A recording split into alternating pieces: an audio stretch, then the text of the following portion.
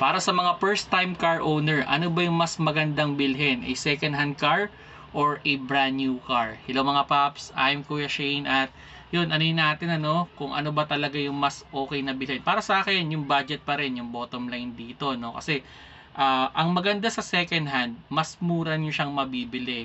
Kung may pang cash kayo, maganda ang second hand. Kasi mas mura nyo talagang mabibili yung kotse. Pero, yun nga, kung gusto nyo naman na kayo yung first owner, yung mas siguradong reliable yung kotse, go for brand new. Ako personally, I have a family member. So, ang ginawa ko, pinahiram ko muna yung kotse ko, which is malaki na yung milyahe. Nasa 150,000 kilometers na. Then, yung ginamit-gamit niya. Then, may nasisira, syempre, normally.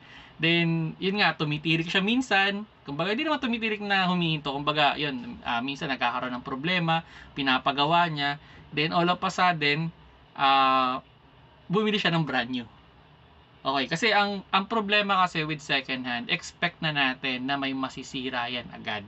Okay, pero pag brand new yung kotse ninyo, syempre mas light yung pagkasira, dahan-dahan, 'di ba?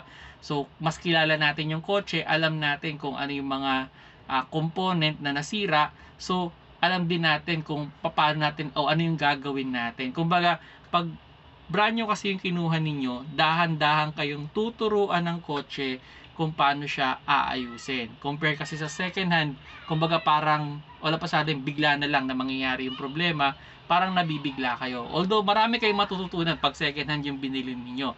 Pero, yun nga, kung sakali man, ito yung idea, kung gagamitin niyo yan sa negosyo or trabaho, I highly recommend go for brand new.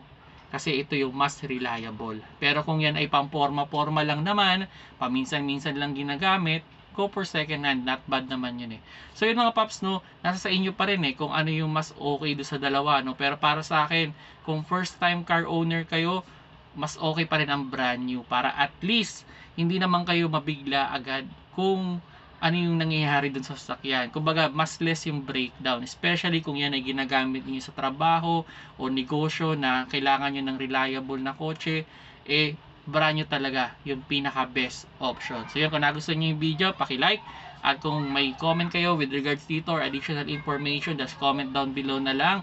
At yun, kung di pa kayo subscriber ng aking YouTube channel, press sa subscribe button dyan sa baba. At sa Facebook, click lang yung follow sa taas. At sa TikTok, click ko lang yung plus sign dyan sa logo ng Kuya Shane. Salamat sa panonood. Keep safe mga paps.